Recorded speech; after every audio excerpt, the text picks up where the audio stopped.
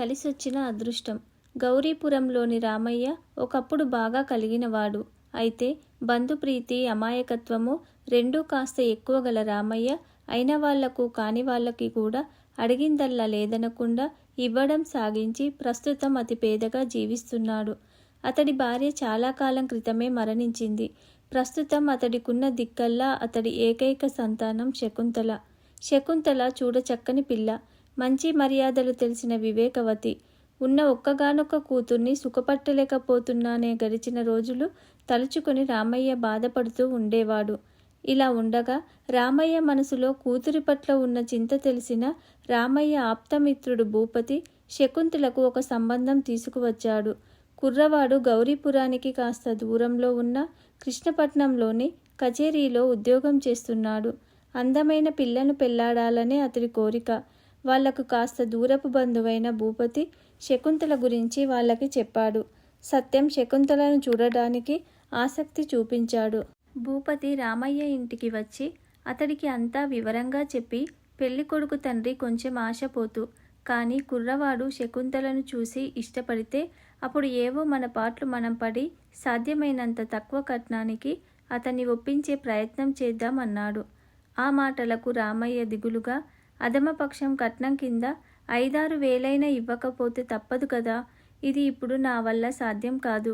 పైగా పెళ్లి ఖర్చులకు డబ్బు కావాలి, ఇదంతా ఎక్కడి నుంచి తేగలం అన్నాడు.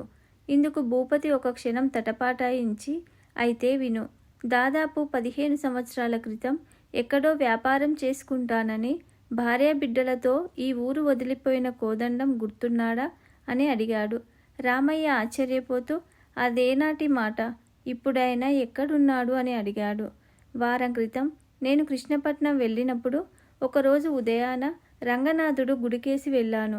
ఆ సమయంలో అక్కడ ఉన్న వాళ్ళందర్నీ దూరంగా పొమ్మని భటులు కేకలు వేశారు. నేను కాస్త దూరంగా నిలబడి చూస్తుండగా 4 రాజోద్యోగులతో కలిసి కోదండం కూడా వచ్చాడు. 15 ఏళ్ల క్రితం ఎలా ఉన్నాడో అలాగే ఉన్నాడు. నేను ఆశ్చర్యపోయి పక్కనున్న వ్యక్తిని ఆయనెవరని అడిగాను. అందుకతను కోదండపాణిగారని ప్రముఖ వర్తకులు, చాలా ధర్మాత్ములు, గుడి వెనుక ఉన్న సత్రం వారు కట్టించిందే అన్నాడు. అటువంటి ధర్మాత్ముడు నువ్వు ఇచ్చిన డబ్బును చిల్లిగవ్వ కూడా చెల్లించకుండా అసలు ఇటువైపే తొంగి చూడకుండా ఎందుకున్నట్టు? పెద్ద మనిషిగా పేరు తెచ్చుకున్నవారు ఇలా చేస్తారా? నాకు ఎందుకనో అతన్ని కలుసుకోవడం మనస్కరించలేదు అన్నాడు. అలాగా, భగవంతుడి దయవల్ల బాగుపడి పైకొచ్చాడు, అదే చాలు అన్నాడు రామయ్య తృప్తిగా. భూపతి జాలిగా, జీవితంలో తన్నుమాలిన ధర్మానికి ఒడిగట్టి నువ్వు ఈ స్థితికి వచ్చావు. ఇప్పుడు నువ్వు మడిగట్టుకు కూర్చుంటే అవతల నీ కూతురు బతుకు తెల్లవారుతుంది. ఈ పెళ్లివారు వెళ్ళాక మనిద్దరం కలిసి వెళ్ళి కోదండపానికి సంగతి చెప్పి సాయం అడుగుదామన్నాడు. రామయ్య అలాగే అన్నట్టు మౌనంగా తల ఊపాడు. తర్వాత కొద్ది రోజుల్లోనే పెళ్లికొడుకు తండ్రి శేషానందం, కొడుకు సత్యంతో పాటు బంధువులంటూ 4 వెంటబెట్టుకొని అట్టహాసంగా పెళ్లి చూపులకు వచ్చాడు. పెళ్లి చూపులు జరిగాయి. శకుంతల పెళ్లికొడుకుతో సహా వచ్చిన వాళ్ళందరికీ ఎంతగానో నచ్చింది. శేషానందం భూపతితో, భూపతి, నువ్వు చెప్పిన ఈ పిల్ల మా అందరికీ నచ్చింది. మా వాడికి కచేరీలో ఉద్యోగం అన్న సంగతి నీకు తెలుసు కదా, 25,000 కట్నం ఇస్తామంటూ లోగడ 2-3 సంబంధాలు వచ్చాయి. కానీ పిల్లలు మాకు నచ్చలేదు అన్నాడు. దానికే భూపతి, రామయ్య పరిస్థితి నీకు మొదటే చెప్పాను. ఎట్టి పరిస్థితుల్లోనూ ఆయన 5-6 వేల కంటే ఇచ్చుకోలేడు అన్నాడు. అందుకు శేషానందం చిరాగ్గా, 5-6 వేల ఎవరైనా వింటే నవ్విపోతారు. 15,000కు 10 పైసలు తగ్గినా ఒప్పుకునేది కల్లా అన్నాడు. ఇంతలో ఇంటి ముందు గుర్రపు బండి ఒకటి ఆగింది. అందులోంచి ఒక యువకుడు దిగి 2 చేతుల్లో 2 సంచులు పట్టుకొని లోపలికి వచ్చాడు. అతడు లోపలికి అడుగు పెట్టగానే శేషానందం చప్పున లేచి నిలబడి ఆ యువకుడికి నమస్కరిస్తూ ఆశ్చర్యంగా, అబ్బాయిగారు ఇలా దయచేశారేమిటి అంటూ ప్రశ్నించాడు. ఆ యువకుడు ఆ ప్రశ్నకు జవాబుగా నవ్వి తనకేసి ఆశ్చర్యంగా చూస్తున్న రామయ్య దగ్గరకు వెళ్ళి వంగి పాదాభివందనం చేసి, నన్ను గుర్తుపట్టలేదా మామయ్య? నీ ఆప్తమిత్రుడు కోదండం పెద్ద కొడుకును. 15 సంవత్సరాల క్రితం నువ్వు బాలగోపాల అంటూ ముద్దు చేసేవాడివే, ఆ గోపాలుణ్ణి అన్నాడు నవ్వుతూ. ఆ మాటలు వింటూనే రామయ్య పట్టరాని ఆనందాశ్చర్యాలతో ఎంత వాడవయ్యావు, మిమ్మల్ని అందరినీ చూసి ఎన్నాళ్ళయింది, అమ్మా నాన్న అంతా బాగున్నారా అంటూ కుశల ప్రశ్నలు వేశాడు. అంతా బాగున్నారు అంటూ గోపాలుడు పక్కన నిలబడి ఉన్న శేషానందం వైపు తిరిగి, ఇంతకు మీరెందుకు ఇక్కడికి వచ్చినట్టు అని అడిగాడు.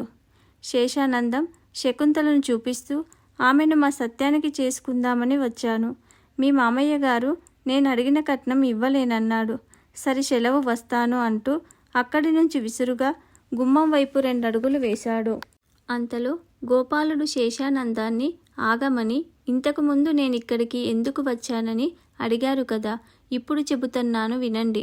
మా నాన్నగారి కోరిక ప్రకారం మా రామయ్య మామ కూతుర్ని మా ఇంటి కోడలిగా అంటే నా భార్యగా తీసుకుపోవాలని వచ్చాను.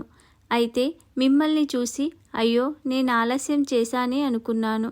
కానీ ఎలాగైతేనేం మీరు మా నాన్నగారి కోరిక తీర్చడంలో నాకు ఎంతగానో సాయపడ్డారు. అందుకు మీకు కృతజ్ఞతలు అన్నాడు. అతడి మాటల్లో చురుక్కుమంటున్న వ్యంగ్యానికి శేషానందం ఉడికిపోతూ పరుగులాంటి నడకతో వెంట వచ్చిన వారితో కలిసి వెళ్ళిపోయాడు. అతడు వెళ్ళగానే గోపాలుడు శకుంతల రామయ్యల వైపు చూస్తూ, మీ అభిప్రాయం ఏమిటో తెలుసుకోకుండా తొందరపడ్డాను. ముందు అంతా వివరంగా చెబుతాను వినండి అంటూ ఇలా చెప్పడం ప్రారంభించాడు. 15 ఏళ్ల క్రితం మా నాన్నగారు మామయ్య దగ్గర డబ్బు తీసుకునేసరికి మామయ్య పరిస్థితి దిగజారుతున్నదట. నాన్నగారు కృష్ణపట్నంలో వ్యాపారం ప్రారంభించాక పట్టిందల్లా బంగారమైంది. ఏడాది తిరిగేసరికి మామయ్య ఇచ్చిన డబ్బుకు అసలుకు వడ్డీ కూడా కలిపి మామయ్యకు ఇద్దామని బయలుదేరబోయాడు. అయితే ఆ సమయంలో ఒక మిత్రుడి ద్వారా మామయ్యలో మార్పేమీ రాలేదని, ఆయన ఇంకా ఉన్నంతలో వారికి వీరికి అపాత్రదానం అప్పు పేరుతో చేస్తున్నట్టు తెలిసింది. ఆ కారణంగా అప్పట్లో మామయ్య చేతికి ఇచ్చే ఆలోచన విరమించుకుని ఆ డబ్బును మామయ్య పేరిట వ్యాపారంలో పెట్టుబడిగా పెట్టారు. ఏటేటా వచ్చే లాభాల్లో మామయ్య వంతును విడిగా రాసి ఉంచారు. ఆ డబ్బును ఇప్పుడు 2 సంచుల్లో తెచ్చాను, ఇకపోతే అంటూ సందేహిస్తూ ఆగిపోయాడు. చెప్పవలసిందేదో చెప్పు, సందేహించకు అన్నాడు రామయ్య. గోపాలుడు సంకోచంగా శకుంతల వైపు చూసి, మామయ్య నువ్వంటే మా అమ్మా నాన్నలకు ఎంతో గౌరవం, అభిమానం. నీ కూతుర్ని కోడలిగా చేసుకోవాలన్నదే వారి కోరిక. కానీ నేను పిల్ల నాకు నచ్చితేనే చేసుకుంటానన్నాను. అందుకే నాన్నగారు తను రాకుండా నన్ను మాత్రమే పంపారు. నీ కుమార్తె నాకు నచ్చింది, ఇక నిర్ణయం మీదే అన్నాడు. అతడి మాటలకు భూపతి రామయ్య ఆనందపడుతూ శకుంతల వైపు చూశారు. శకుంతల సిగ్గుతో తల వంచుకుంటూ, మా నాన్నకు ఆప్తమిత్రులు, మా పట్ల ఎంతో ఆత్మీయంగా ప్రవర్తిస్తున్న వారి కోరిక నాకు ఆజ్ఞతో సమానం. భగవంతుని పాదాల దగ్గరి పవిత్ర పుష్పాన్ని తలదాల్చినంత ఆనందంగా ఆజ్ఞను శిరస వహిస్తాను అన్నది. శకుంతల ఇలా అనగానే రామయ్య అంతులేని ఆనందంతో గోపాలుణ్ణి కౌగలించుకొని, బాబు, మంచి స్నేహితుణ్ణి మించిన ఆత్మీయుడు లేడన్న సూక్తిని మీ నాన్న నిజం చేశాడు అన్నాడు. భూపతి సంతోషంగా నవ్వుతూ, నిజమైన స్నేహితుడంటే మీ నాన్నే. ఇంతకు అదృష్టం రామయ్యది. ఐశ్వర్యాన్ని మించిన వెలలేని స్నేహం, బంగారం వంటి అల్లుడు అన్నీ ఒక్కసారి కలిసొచ్చాయి. కలిసొచ్చిన అదృష్టం అంటే అదే అంటూ మనసారా మిత్రుణ్ణి అభినందించాడు.